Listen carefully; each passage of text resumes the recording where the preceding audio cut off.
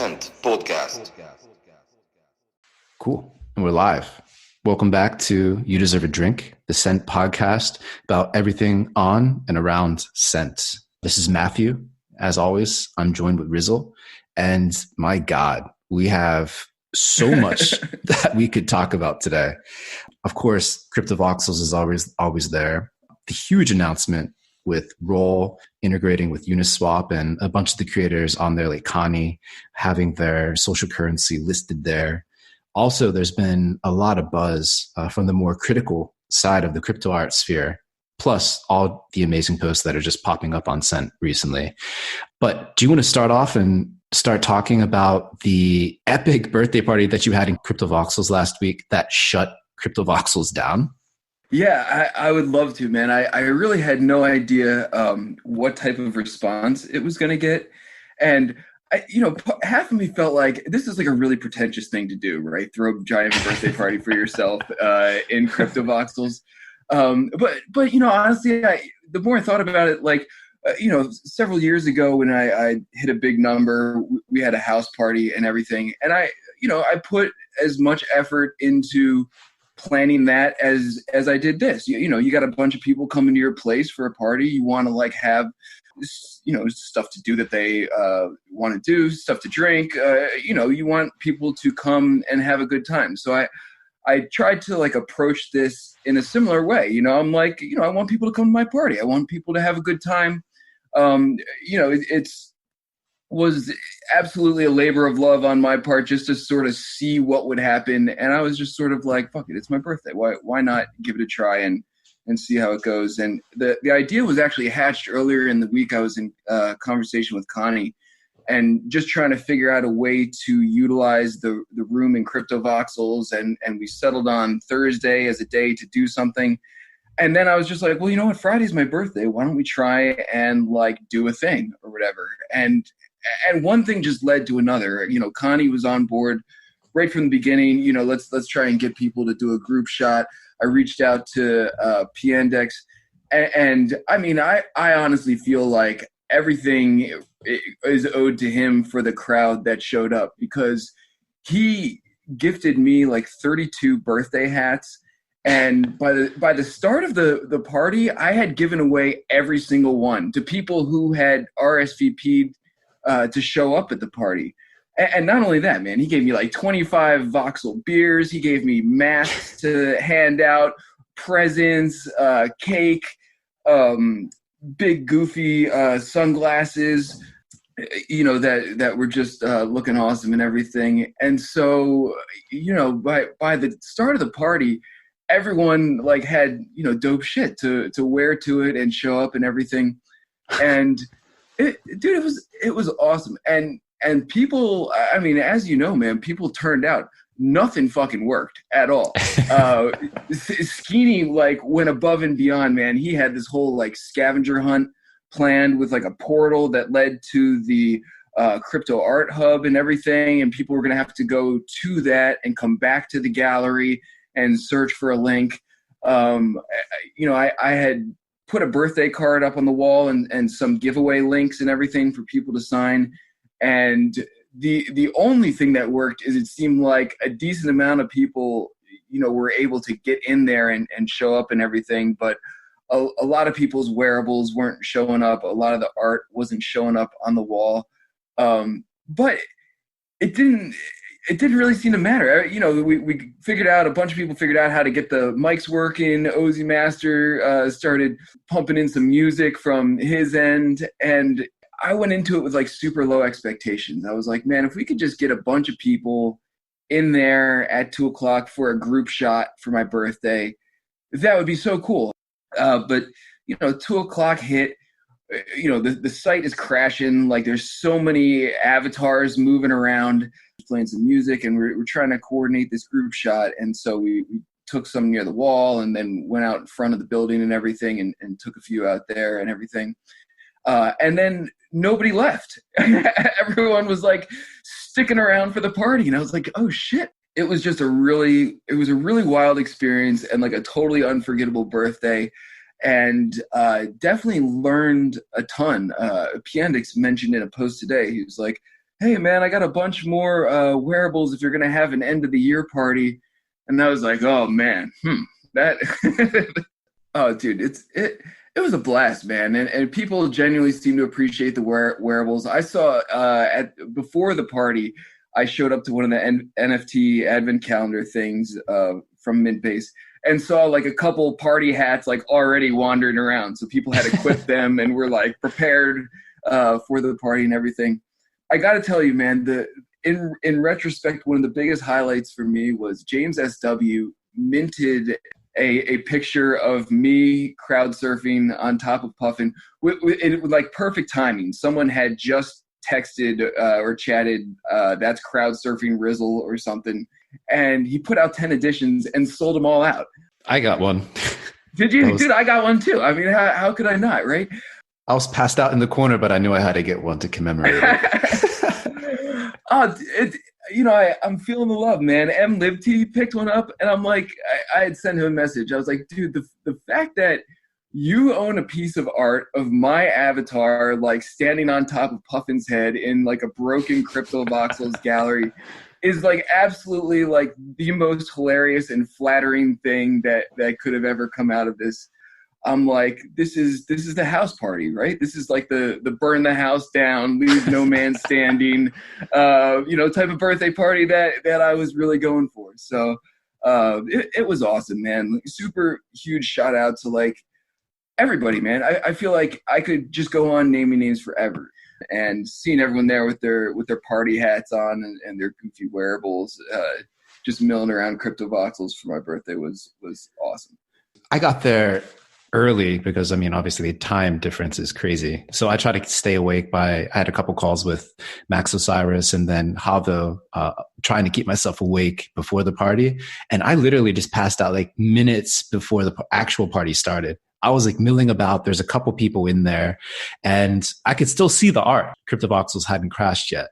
So I was really excited for it, but I just totally passed out. I just pulled a lame-o and I was standing in the corner like I said I wouldn't be. But it was awesome. And for next week, for our event, I mean, there's a lot of, like we talked about, the wearables are definitely going to be a component of our event. But just know that a lot of what we'll plan will be informed by some of the suggestions that yall 19 and Dragonate fed to us in the replies to one of my call to suggestions in a recent post. So, dude, that's going to be so exciting, I think. Yeah, totally. All of this stuff is so cool. And, it just makes me wonder. I'm like, this time next year, the landscape may be totally different. We talked about that a little bit last week too, how this may be like one of the last times the community is like this close knit, as the scene continues to explode. Maybe by this time next year, CryptoVoxels can handle, a second round birthday party. I was looking at some of the posts coming up this week, and Easy in Crypto sort of popped back up and was posting about what he had been doing while he was gone. And it seems like he hasn't been gone for that long. I mean, I know he wasn't gone, but he took a little bit of a hiatus and had some stuff going on. But during the time he left and came back, like CryptoArt happened, like the whole thing, and he had made mention in some comment, like, how he'll have to try and start exploring this like NFT, blockchain thing that's going on. And he is, got some art skills up his sleeve in his own right. He was playing around with digital art and everything before he left. And it's just amazing how quickly things have moved and how much has transpired. And literally you take a little bit of a break and you come back and, you got to review your post that you just made about like all of the jargon that's being thrown around that people are way deep into at this point. So it's cool to have him back in the fold. I mean, he's a great presence and a good writer and artist and everything. I was just really struck by the fact that, man, you blink an eye, and if you were to ask me how long has it been since he posted, I'd be like, probably not that long ago. But if you put it in the context of how long has the CryptoArt, rocket been taking off for, it seems like a long time now, but just because so much has happened, That rocket metaphor is so apt. I mean, so we're moving so quickly and so much is happening. And then on top of that, like around the crypto art space, what Roll is doing, their partnership with Uniswap, allowing creators like Connie and other people who have their social currency to essentially have individuals buy it by swapping ETH for their social currency. That's huge. It's a huge advancement. Just one extra thing that's now happening and possible in the space. You can create your own social currency and you can infuse it with liquidity over on Uniswap. That's crazy. What do you think about that? I mean, I feel like we sort of called it last week that like none of this was happening. We talked about it in our podcast. Our podcast came out, and then it was like, bam! 48 hours later, all of a sudden, um, people are setting it up left and right. The Roll partnership with Uniswap is huge. Lori 252 has her own like totally separate thing going on with her Bones economy in Discord.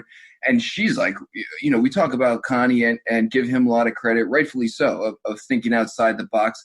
But she's like going rogue and has a totally different idea and angle on how to, get her own economy going and allow people to buy her tokens and everything. So, I mean, it had to happen. I'm just, again, amazed at how rapidly things have been happening and the space is moving. But I am sort of like, this is where things are really going to get interesting, because if I'm like, a Hue whale or something, which I'm not, but let's say I'm sitting on a stack of Hue and all of a sudden I see there's enough liquidity that I can just straight up cash out. I looked at it earlier today, and let's say this is not the right conversion, but let's say like 2,000 Hue was worth like 0.2 Ethereum earlier in the day. I was like, that's worth way more than the cost of the piece of art that I would be willing to pick up. I'm very tempted to just cash out. Looked at it a little bit later in the day. That same 2,000 Hue is worth half as much Ethereum. So, it's like with any altcoin, just starting out, the liquidity is going to fluctuate wildly. The exchange rate is probably going to fluctuate wildly. If I'm on Roll's team, man, this is when I'm like licking my chops. I'm like, I got 12% of all y'all's stuff, and now we're putting a price tag on it.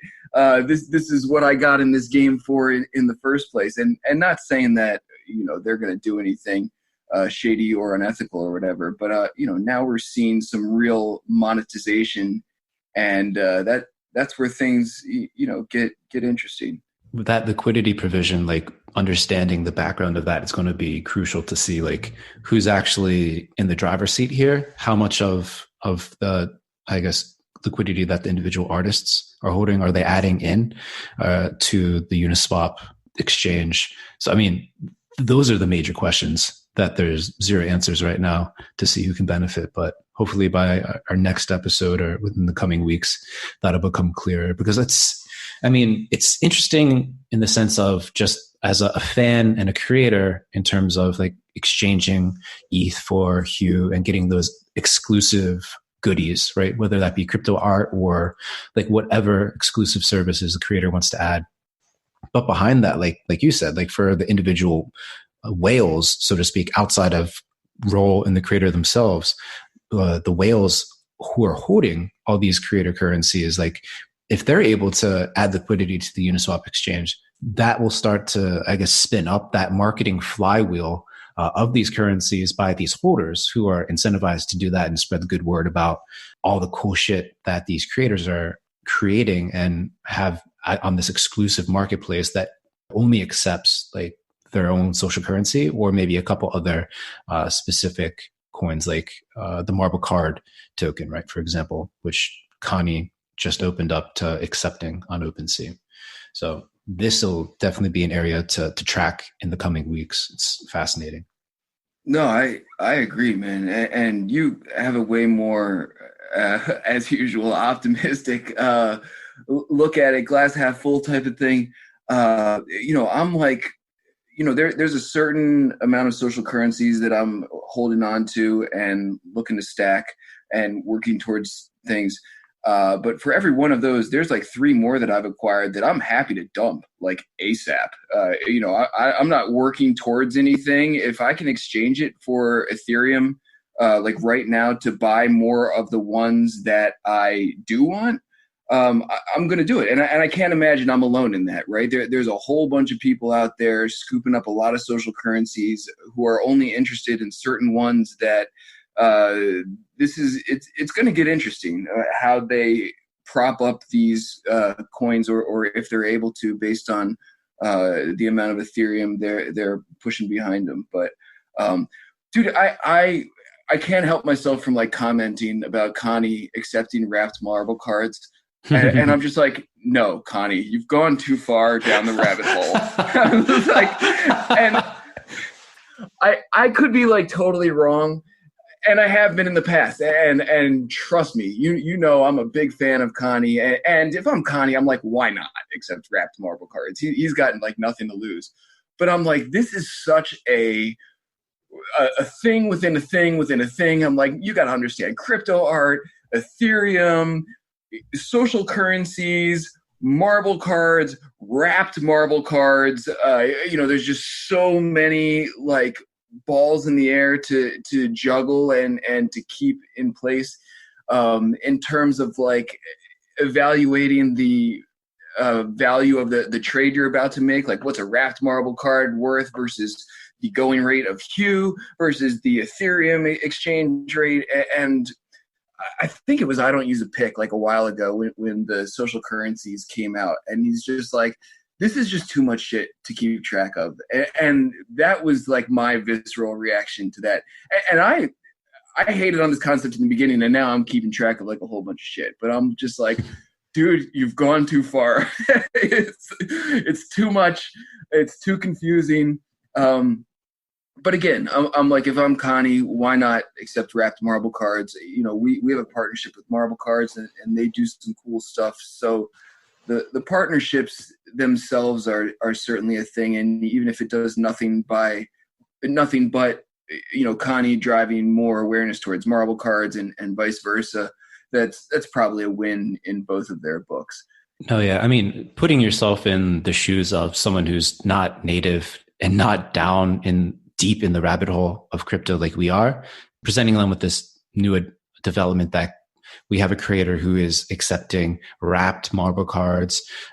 You're able to exchange their social currency for ETH and some other cryptocurrencies. Like their mind's probably going to explode when you're halfway through explaining all these developments. Like it's a huge leap to try to bring and onboard new people to the space. So I'm just imagining that all these developments, it's not for them. It's for people that are already in the rabbit hole, which is a limited audience. I guess there's the assumption that will continue to grow, but from day one, it's quite limited. So that's hugely important to flag, just like where the ceilings, where the walls are when we're talking about these developments, because they're cool, but there's definite limits, at least at this point, especially in terms of scale and audience and things like that. But on the other side, it's like, this is very cool. Like we can see actually what hits amongst the hardcore believers and things like that, because then we can take what works there and then refine it and then present it in a different, more easily digestible form factor for maybe a broader audience to bring on board. So that's where like the glass half full kind of perspective comes in for me. But this critical lens is really important to have. And it's cool to see that it's not just you, it's not just me, but a lot of other folks are looking at the scene and CryptoArt specifically too, with more of a critical lens. I really enjoyed Magpie's recent Devil's Advocate post, like thoughts on digital art. I know Lazarus2571, aka Gary Cartledge, aka Troy Fitzpatrick, aka like every other name in the world, had also a critical post that he had up and then took down rather quickly, which we can talk about a little bit later. I spoke with him last night.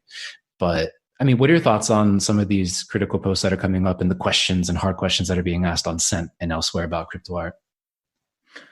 I mean, I love that stuff, right? I'm like a huge skeptic, and and I feel like you have to be in the cryptocurrency space. Lazarus's post was awesome. I'm like sort of sad that he took it down, but my first thoughts were exactly like similar to Lazarus's, because I compare this scene a lot, to the altcoin explosion when that happened, and you saw these exact types of maneuvers going on then, right? And you can see how this plays out, man. It's not like super complicated. It's like you got a group of people who are all communicating. Some of them are artists, some of them are buyers, and they just all say to each other, we're gonna pump the shit out of some of these pieces of art, and they're gonna bill for thousands of dollars.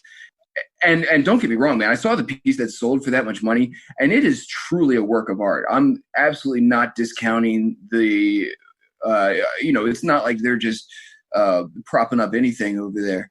But anytime something scales like astronomically like that, it seems like it's only a matter of time before it comes crashing down on someone's head, right? And you don't want to be the person putting in the $7,000 bid thinking you got a great deal because the last one went for 10, and then all of a sudden you're stuck with a $7,000 piece of art that you could never sell again or whatever. So I don't know.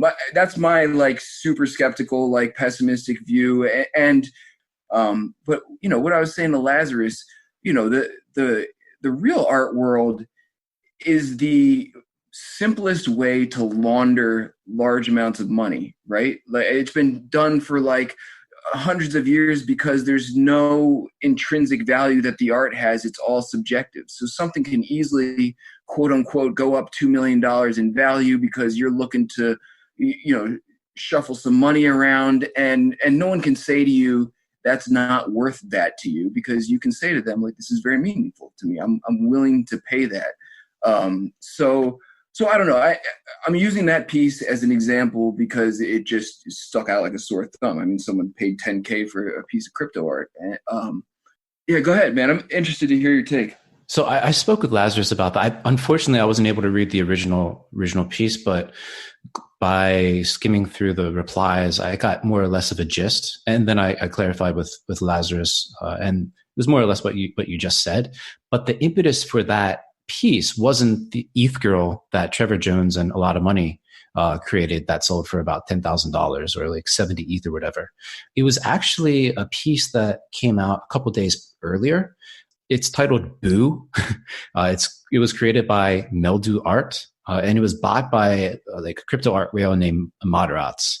And it was the piece that was purchased. It was the highest sale up until ETH Girl, the one that went for 10,000K. And it actually broke the record that I paid for Saint Nakamoto the other week. And like this piece is nothing. It's a ghost holding a Boo sign. It was created in direct response to Super Rare saying that they wanted to institute a 24-hour hold on the money of bids so that the artist has a window of time where they can review the bid before accepting or not accepting. And Moderats paid like $1,500 for this piece, like this nothing piece. And it was that piece and that sale that it was weird. His post was not about ETH Girl. That's the most important thing to flag. And like having that healthy skepticism is hugely important.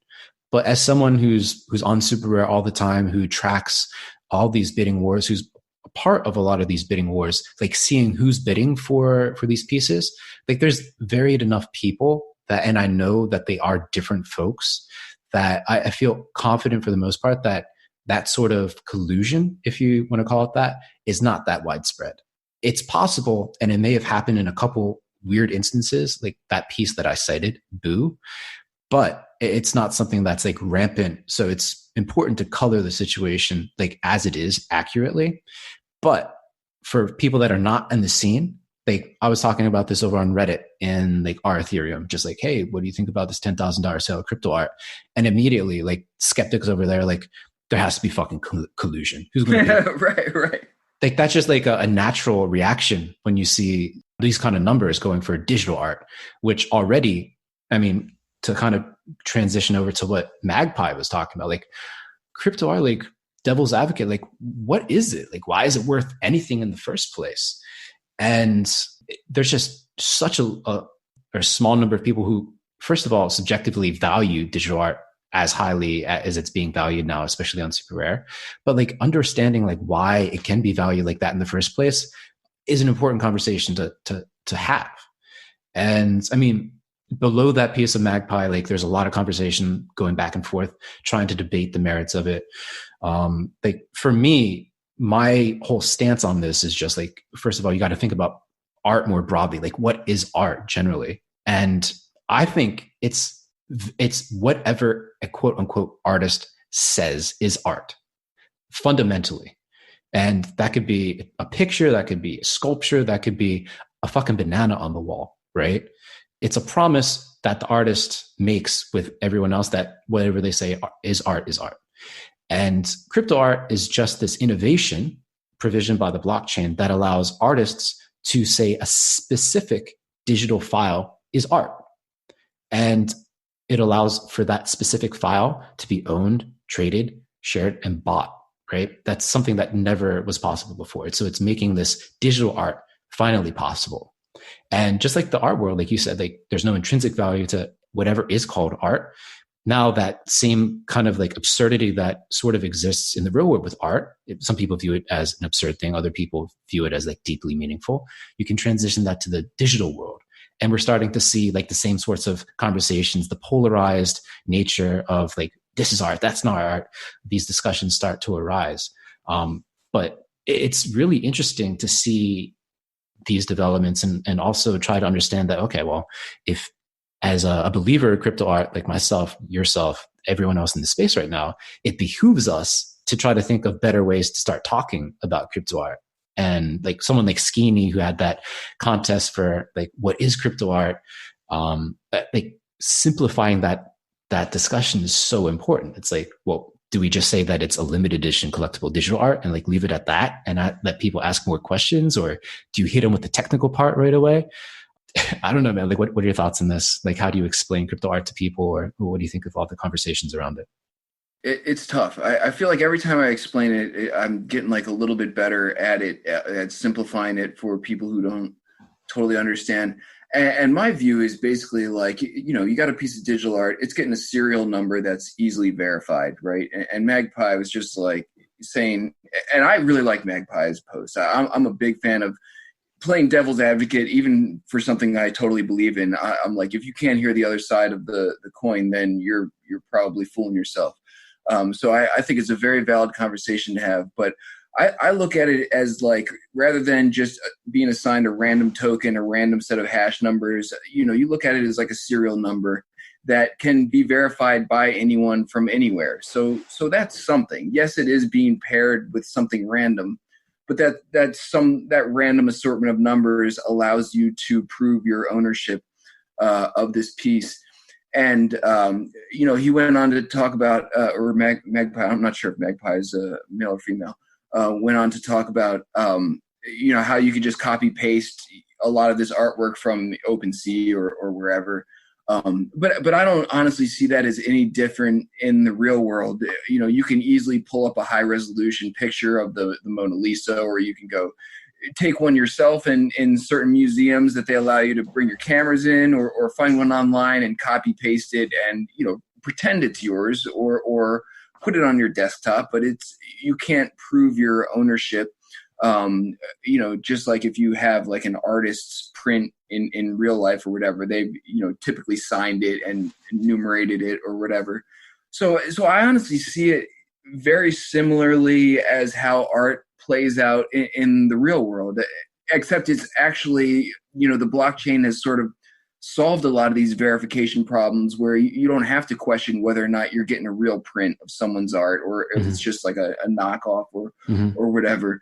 It's been interesting to see this discussion unfold from a lot of ways, but I always try to remind myself of this. Like, there's so many people who just don't give a fuck about art in the real world, right? Like, it's something that although it's like a $4 to $10 trillion industry, like most people don't care about art that much. Like, give me a nice picture, I'm happy. That's art. Okay, whatever, right? And everyone will have an opinion about whatever is called an art piece, right? That's number one. And there's another user like Maximuse, who's been an awesome skeptic about this whole space. He's like, I don't fucking really get it. But he dropped a note under one of my posts the other day, like, what is an idea? And he was like, man, I'm starting to come around to this whole crypto art thing. And I'm like, oh man, what clicked? Like, what happened for you to come in this direction? Because that's so supremely important. And he said, it was just all these really awesome, interesting experiments that are playing out, and it's kind of catching my eye. And I mean, I think that's it. It just, we got to keep making cool shit that's attractive to people, that people like to talk about, they buy, they exchange, they share with one another. And the people that get it, they'll get it. But just like the real world art scene, there's gonna be a ton of people that don't get it. And we just don't need to waste our time trying to convince everyone and their moms. No, I agree with you, man. And I'm actually gonna pull a switcheroo on you and be glass half full on the visibility thing, because I honestly feel that that's a huge advantage to this space. I actually feel like the visibility across the board and everything is a huge advantage for a lot of these artists, because the a lot of money piece that went for $10,000, dude, that's an amazing piece of art, and it would be a shame for that to be trapped in someone's wallet, like not visible to the rest of the world. They should be proud of it. The person who owns it should be proud of it.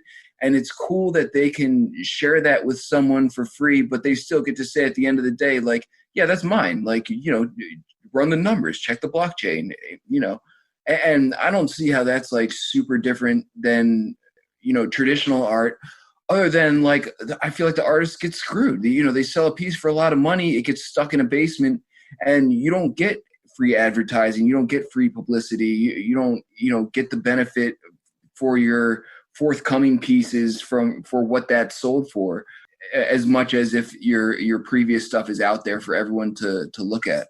So, dude, I'm turning the corner. I'm 1 year older, glass half full. How about that? Yeah, I mean, that's exactly where I'm at on that. I mean, the fact that it's always open, always on display, potentially wherever, I'm totally on board with that idea myself. But oh my God, dude, we still have like 1,000,001 things that we could talk about right now. Like the Neil Yadav cultural capital video that he shared in the discussion there, that's awesome. Currency Design had a really provocatively titled piece, Cultural Singularity, which is like, there's so much that we could unpack from there. Plus all these other posts, man. Like, what do you want to talk about next? Dude, I would love for you to pick one, and one of those two that you just mentioned, and sort of break it down for me, because I didn't have a chance to really dive into either one of them. I skimmed them both, and saw that you had flagged them as something that you wanted to talk about. So I'm interested in hearing your perspectives, because both of them I could tell had a lot to unpack. I just didn't have a minute to really dive in. So since Currency Design, they're going to follow that piece up with part 2 and maybe a part 3. We can probably talk about that another week. Also, shout out to Currency Design joining Cent in the first place. He's awesome. So like, we can dive real quick into the post that Neil Yadav made. And actually, it's a really awesome YouTube channel that he ended up sharing called Then and Now. It's just like, there's this British dude who's making really short, concise, highly entertaining clips on intellectually stimulating topics.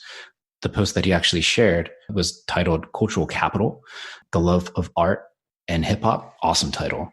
But essentially what the video talked about was just this process that exists in the world of this constant reemergence and recreation of culture. Starting from really niche areas of people and in groups that get something, like the esoteric culture, like hip hop back in the mid to late 70s, how it really only existed in like Brooklyn in a couple clubs. Like, that's where it was. But now obviously we know that it's this worldwide phenomena. And it's the same thing throughout history. It's just, Nietzsche called it like the constant reemergence of the same. This process of individuals who believe highly and value highly whatever it is that's at the center of their association with one another, be it music or art or performance or whatever.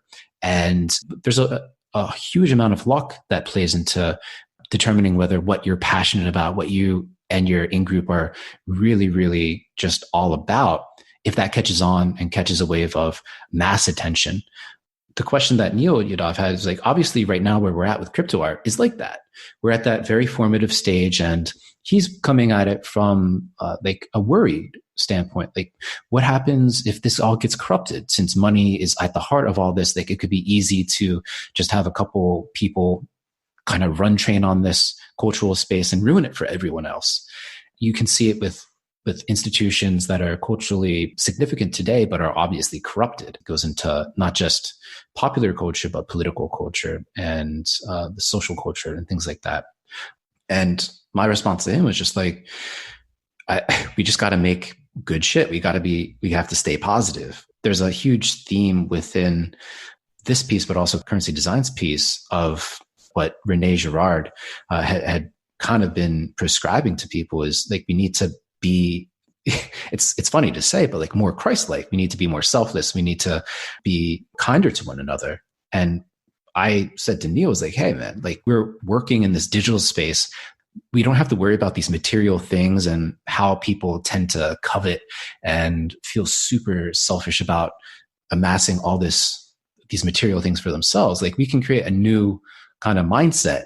And that's the opportunity for people that are early in the space that's emerging as this culturally important and valuable space for us to increase that value by being more positive, creating in a positive way, such that if this actually does scale, that it's a better space for everyone to participate in. And then through that positive participation, it kind of spins up that flywheel of positive externalities that emerge from there. So, I mean, it's a super deep conversation. Not sure if I did that justice, but the piece that he shared is super deep. And the conversation that unfolded in the replies I enjoyed it. No, I feel like in the past like month or so, like everyone who really believes in this has sort of like gone all in, right? Everyone's pushed their chips into the middle and everything. And it's funny, man. It seems like all at the same time, you know, all these posts are coming out about people being like, I'm scared. I'm skeptical. You know, is this really going to happen? And you know, that's a very natural reaction to the you know point that we are at in this whole thing. And I felt some of that myself, man. After Additional went down, I was like, dude, I'd be fucking pissed if I had a whole bunch of stuff from Additional. You know what I mean? I'm sitting on like almost 40 pieces from Known Origin, a bunch from Maker's Place, you know, a decent amount from Super Rare at this point. But I'm like, you know, this is the Wild West right now. And if you believe in it and you pushed all your chips in, you're very excited and scared, you know, at the exact same time. But that's sort of like a natural reaction to being at the point that we're at in such a ridiculously fast moving space. But you know, that's a cool post, man. I'll have to go check that out. And you know, I've been reading a lot of these skeptical posts, and that's my, you know, me, man. That's my very natural tendency is to not believe until I have like legit proof in front of me. And I've really come full circle on this whole space. I had very similar thoughts as some of the doubters that you had mentioned earlier in the very beginning, but have since come full circle. But appreciate the healthy dose of skepticism, because I feel like that keeps everyone in check and keeps things balanced and everything. So we don't look at everything with rosy tinted glasses on, that, you know, since we're all in deep at this point. Oh, for sure. I mean, it's an ongoing discussion. I'm excited that we're starting to have this other side of the discussion, not just like the rose tinted glasses, not just like the circle jerk of like, oh man, this is awesome. We need two sides to make a mountain, I think, out of this. And they're both complementary to one another. They don't negate or cut out the legs of the other. So it's important to remember and bear in mind how this is super complementary, having these two sort of different kind of conversations with one another. But man, okay. I really wanted to also like talk about some other pieces like Iluwo, his or hers, crazy. When a Persimmon Cries artwork, Rama tokenizing their first piece of amazing work, Ross Pelly publishing the first VR album release in CryptoVoxels. It's freaking cool. And then Conlon putting together his monthly Gangnam Art Club meetup, and the Scribe project that I got a lot of artists to like autograph my digital NFTs. But man, we got to probably power forward into Centerpiece. What do you say? Yeah, man, there's so much to talk about. I was also trying to give LaRoque a shout out because they've been exploring some long form writing that I feel like has Puffin's been leading the charge for a long time, but now a few other people are starting to jump on board with that. Yeah, man. I also really wanted to shout out Lori252, man. She had some post that like titled "Kindness Goes a Long Way," that like hit me right in the feels, and she's been deeply entrenched in this whole space and trying to maneuver around, and I really enjoyed that.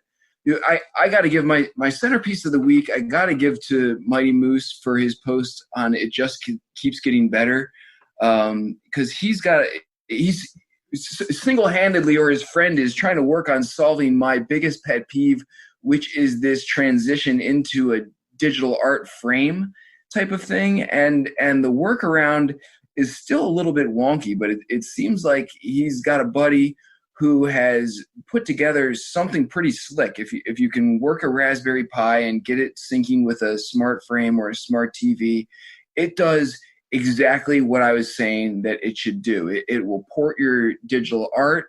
It'll overlay a QR code if you want it, so you can go exactly to the piece. And I'm like, dude, I don't really want to fuck around with the Raspberry Pi end of things and everything, but I'm like, we're there, man. We're like right there. And this to me is really like the biggest hurdle between what we're doing now and mainstream adoption. I'm like, as soon as I can port that shit seamlessly onto a TV and show people wherever I go, it gets so much easier to explain than when I'm like clunking around on my phone. So that post got me really excited because I'm just like, yes, someone is hearing the call, someone's pushing this space forward. And even though we're so in deep in the rabbit hole, and the rabbit hole is fascinating, I feel like in order to expand the rabbit hole, we got to get more people who don't understand this understanding it, and that's a massive step in that direction. No, totally. And well, if you don't want to mess with the Raspberry Pi to get up your CryptoArt picture frame, there's a more approachable option that Common pointed out over, I guess you can buy it on Amazon. It's called a PhotoSpring 8. And it's for traditional pictures, but you can send over your CryptoArt and you can actually manually configure it so that from your phone, you can control the works of art that are on and streaming through there. So like it's a little bit easier way to approach it. But my centerpiece for the week, it's from Vasigo at VASIGO, glitch art number 7. This user's been putting out a lot of really cool art on the regular. And this one stuck out to me for a couple of reasons. First of all, it's just, I love pixels. The color choice that they use of this like crazy hand-drawn dude on a motorcycle with the paper that it's drawn on kind of split down the middle and pixelated on the right-hand side. Yes, I saw that one. What kind of blew my mind about that even more than just like looking aesthetically pleasing was the fact that he or her made it on their mobile phone. And way more people in the world own mobile phones than desktop computers and these big rigs that have like Photoshop and Creative Suite powering it, right?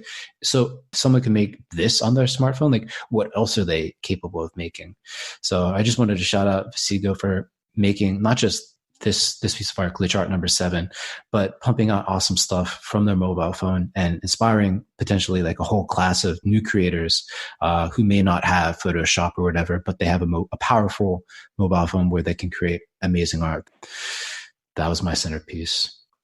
Dude, we got too much shit to talk about, man. We can't not meet next week because we're gonna have our giveaway and all this stuff is gonna be going on for the holidays and everything. And it's just so cool, man. It's such an exciting time to be a part of all this. Absolutely, man. Well, really enjoyed this meaty conversation. We really covered a lot. And like you said, we'll be back at this next week talking about all the cool shit that happens in the interim. Awesome, man. Looking forward to it. All right, man. Take it easy. You too.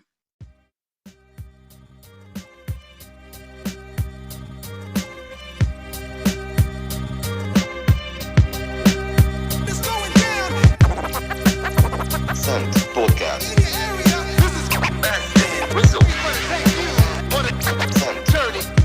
Podcast.